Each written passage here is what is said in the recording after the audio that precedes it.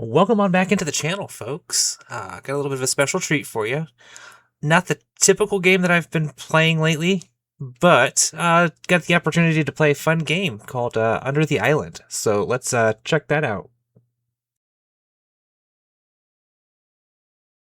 Before we get started, I do want to thank Top Hat Studios for reaching out to me and giving me the key to try this game. Um, Under the Island is a 90s retro-styled action-adventure RPG by Slime Games and, Top Hat Studios, of course. It launches on PC, Switch, both PlayStation platforms, and Xbox on the 17th of February, which is tomorrow as you guys are watching this. If you're watching it live, as you know. If you guys are watching this the day of the video's release. In this adventure, you're stepping into the role of Nia, who's a newcomer to Seashell Island. She joins forces with one of the local girls, makes new friends, all that stuff. Investigating an ominous fate about the island's destiny to sink into the ocean. It's a 2D action adventure. Definitely got a lot of 90s nostalgia and charm to it. Lots of colors. It was really a fun time playing.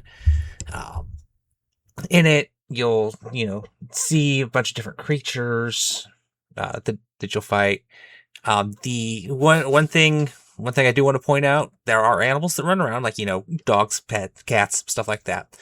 You can pet them.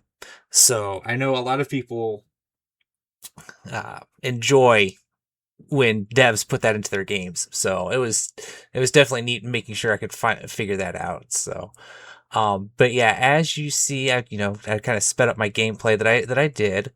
We just kind of roamed around the island, did some of the adventuring.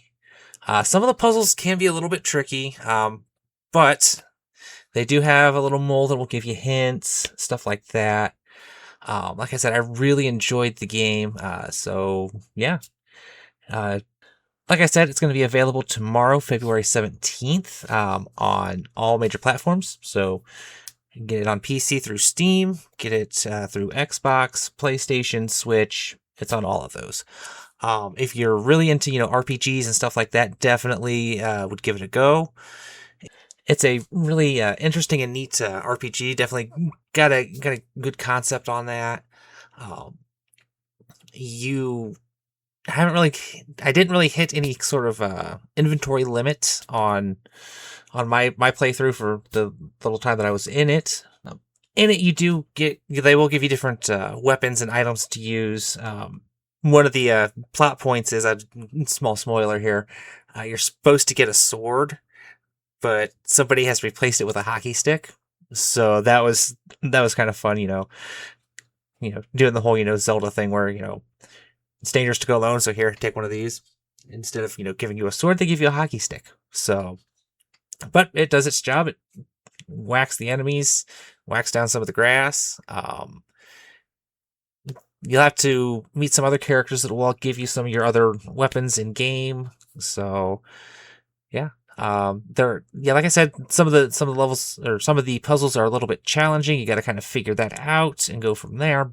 But like I said, overall, very enjoyable experience playing this game.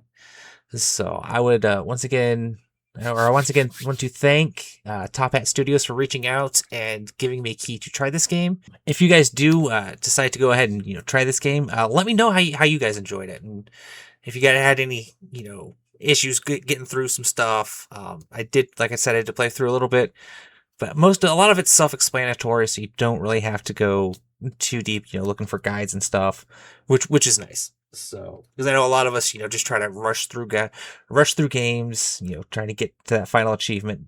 But it's not as difficult as some other RPGs and stuff. But it is definitely a fun game.